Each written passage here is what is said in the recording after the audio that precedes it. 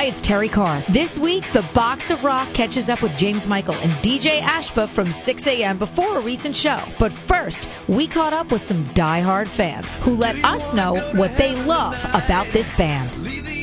So this is Sherry. Sherry is here for her 106th show. Nikki in all different incarnations and all different bands. Sherry, let us see this. So what do you love about Nikki Sixx? His lyrics, him as a human being. He's brilliant. He's excellent. He's amazing. He's a great bass player. Shall I go on and on and on? And he's beautiful. My 10-year-old's favorite band is 6 a.m. When her dad told her she's going to 6 a.m., she ran in circles till she fell on her ass. That's loving 6 a.m. Their music is just awesome. I'm obsessed with 6 a.m. I'm a newfound fan. I got into them back in October. And I first heard Gotta Get It Right, and I'm like, oh my god, this is awesome. I continued listening to them. I bought a ticket like a few days before it sold out. I've been here since, I'm going to say 2 o'clock, and after that I'm going to try to meet Nikki, who's one of my heroes.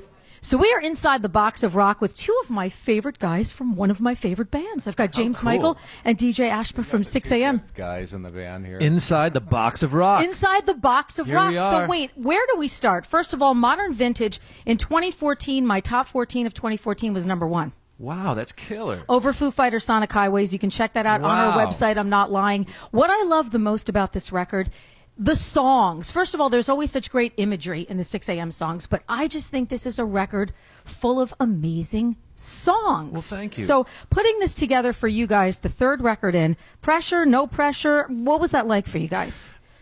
It was exciting for us because this is the first record where we didn't have an outside kind of peripheral thing like a book or photography Right, to base it on. right. And we did that very intentionally because obviously when we made the Heroin Diaries soundtrack, we were basically inspired by and kind of working music into this diary that already existed. And then with the with This Is Gonna Hurt, we had Nicky's photography and his book.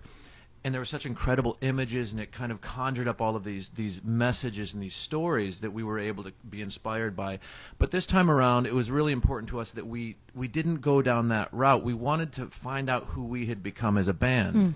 And in order to do that, what we did is we went back to and looked at all of the records that had inspired us over the years, all the way back to like Queen and ELO and Elton John and Bowie and all of those artists.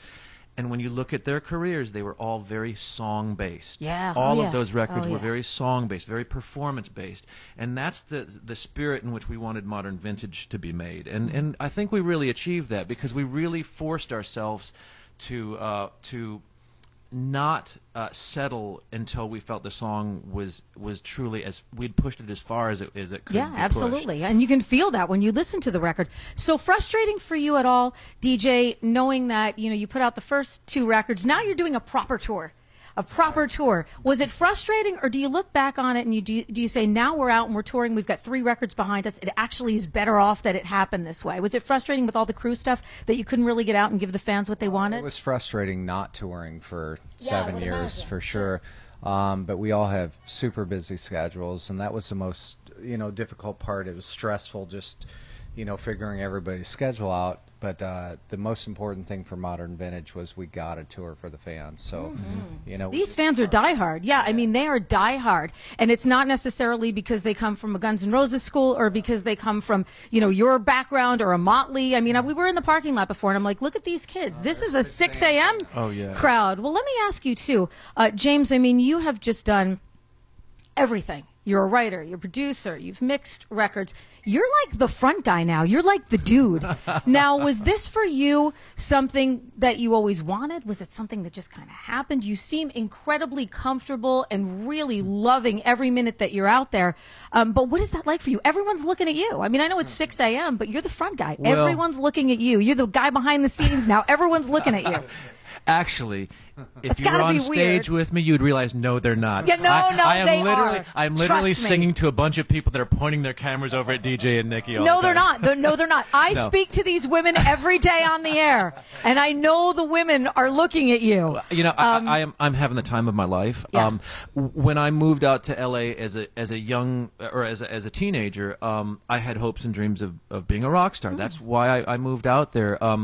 I signed a record deal very young and kind of got disillusioned by it, but fell in love with the behind the scenes part of it, and then naturally kind of transitioned into that. So when I met Nikki and DJ, and this whole 6 a.m. thing kind of started formulating many years ago, I think it did kind of spark that childhood dream of mine again. So I'm having the time of my life. I pinch myself every day because I have a few different careers going on at the same time, and I'm so lucky to have guys like Nikki and DJ as my friends and bandmates, because it was a very unnatural transition to go from behind the scenes back out to I in can front of the imagine, scenes. yeah. And I'll tell you what, there's one time when we were on tour during Crew Fest, and I'll never forget this time. I was still being so particular about the performances, and I hadn't taken my producer's hat off yet, and we were doing a show in LA, and it was a sold out show, and it was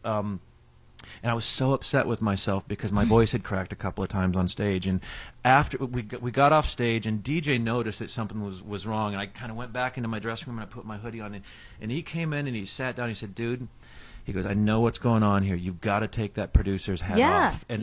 You're such a nice guy. Yeah, and he had this incredible conversation with me yeah. about it, and from that moment on, I realized these are two different beasts, and I needed to leave the one behind the and embrace the perfectionist other. part of you is the guy who's like punching the board Yes, and doing yes. all of that stuff, Yeah. and the performer guy is the guy who there may be a cracked note, but that crowd is still with you. It doesn't matter. That's right. It doesn't really matter. That's right. So you guys are known as workaholics. You never stop working. So DJ Ashba, what do you do? Like, what's one thing that you like to do in your free time? I don't have free time. There's none, right? Not a whole lot. I run a very successful corporation, a media company in Vegas, and a clothing line. And yeah, we're just slam busy, so do all the Cirque accounts. And I've heard that you guys are already getting ready to start, hopefully, you guys are saying maybe by the end of the year we'll go in the studio and put together another record, yeah? Yeah, we are. We actually started writing some stuff on the bus, which is exciting. Yeah. Awesome. That experience of being out on the road and your first tour and writing stuff on the bus. So James, I have to ask you this. I'm a huge fan of yours. I'm a bigger fan of Rocco. Rocco.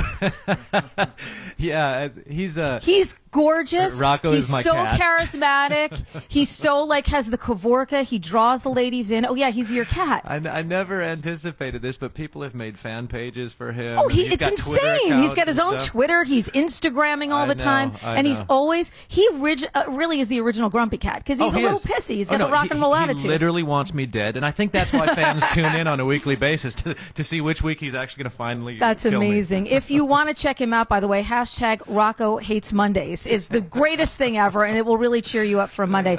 James Michael, DJ Ashba, I've been waiting to sit down with you guys. I'm a huge fan. I love the band. I love the record. Thank you so much for taking the time. Thank you so much.